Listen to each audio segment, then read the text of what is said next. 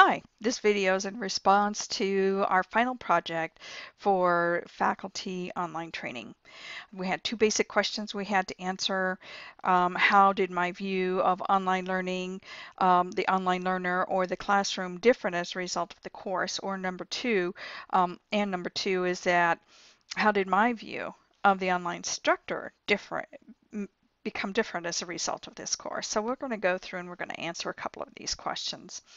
We're going to look at changes in the online learner. One of the things that I have read was an article by DeBog who says that the makeup of the online learner, the composition of the classroom in the online learning environment is changing.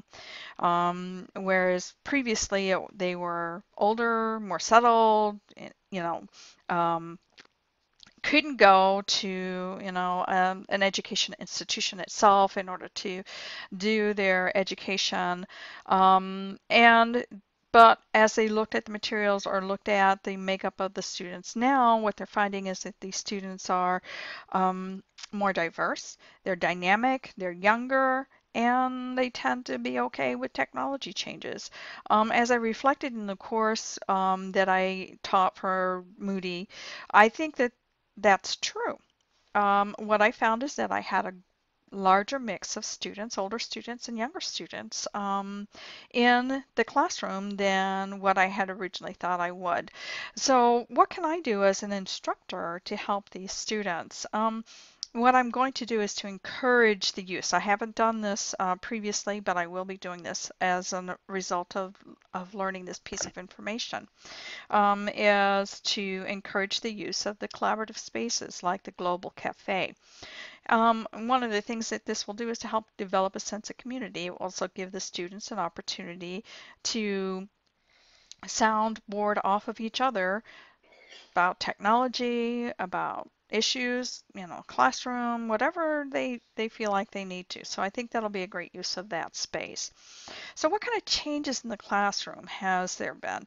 Well, I think that, Lehman and Concesio brought up four types of learning environment in the online or learning experience: subjective, objective, social, and environmental. The one that really struck me was the social type of experience. And this involved where the students get involved with each other, interact with each other, and they validate each other as individuals and as an online community. And when we build that community, it helps to get emotional involvement with each other. This, in the research that I found, one of the articles that I read, was written by Brinthop and his and co-authors. And one of the things they said we needed to do was to foster student engagement. And we did that by doing student interaction. When we did the student interaction, they became a community. As they became a community, they got more student interaction. So, both of these things fed upon each other. The more student interaction you got, the better community you got, the better community you got, the more student interaction you got. So one of the things that I'd like to do as an instructor is try to facilitate interaction between students and about students and help to foster that community. One of the things I want to try to do is to look at critical interaction or asking the students critical thinking skills that it's critical thinking about, about the questions that we may be asking, looking at their discussion questions. For example, I might ask Sally, what did you think of Sally's response to a discussion question? Or, another question might be, Roger came away with a different point of view on the discussion topic. What do you think he saw in the course materials that was different from what you saw? So we're trying to get the students to interact with each other that way, to think about their responses critically for each other, and then to be able to talk to each other in that way. Another concept that Brinthop and his co-authors brought forward was encouraging to building rapport with the students. That's my rapport with the students. So for me, the interaction, as an instructor, is more active in the course than what I had originally anticipated or originally thought about.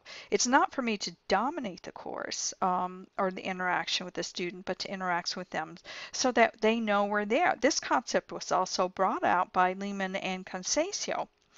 And it is, how will I affect, you know, how will I make my presence known in the course? And one of the things that I can do for that, is to look at being able to answer questions timely for students, however those questions might come in. And I know that if my student, one of my students has a question, that other students probably have a question, and so I need to respond not only to that student, but to post the question so that other students can say, I didn't think about that, but maybe, this will help me too. So we're going to look at that. A second thing that I can do is to look at the discussion board and be active in the discussion board. I know that as part of Moody's standard, we're supposed to be in there at least every 72 hours, and we need to respond to at least half of the students in the postings for a given week. So I know that I'll be doing that, and probably more often, more frequently than 72 hours. A third area of interaction with students is to respond timely to emails, but to also encourage setting up appointment times for phone calls.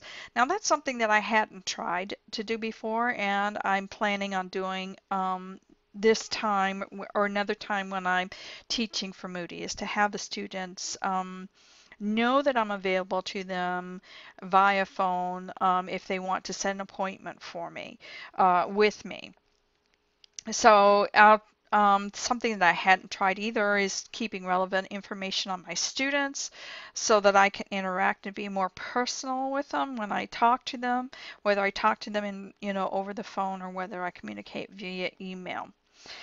This helps to build a sense of community. And again, the more we can get that community interaction, that community feeling going, the better we can get the student interaction. In one of our weeks, we looked at a video by Gavin Watson, and the video reiterated the 4 criteria for giving student feedback. That would be respectful, timely, actionable, and specific. And what really struck me about this particular area is when I began to think about an exercise we were asked to do and look at feedback to me and how it affected me as a student. And I realized how important that was because it did affect me. I hadn't really considered it before until I was asked to think about one. So it made me realize, a little light bulb went off in the old bitty brain that said I needed to make sure that when I give feedback to the students that it hits these 4 areas, these 4 criteria: respectful, timely, actionable, and specific. I know that if it impacted me, that I think it'll impact some students somewhere along the way, and it will be positive for them. Finally, the last thing that I'd like to talk about is looking at that online learning is learner-centered, and where activities are geared to engage the learner. And I know that Moody courses are designed to be learner-centered. But what really brought it home to me was the fact that one of my colleagues brought it up in a posting that he had, and he learned about the value of online learning. He knew about the portability of learning, and that was really great for what sold him on online learning, but he hadn't considered the value. And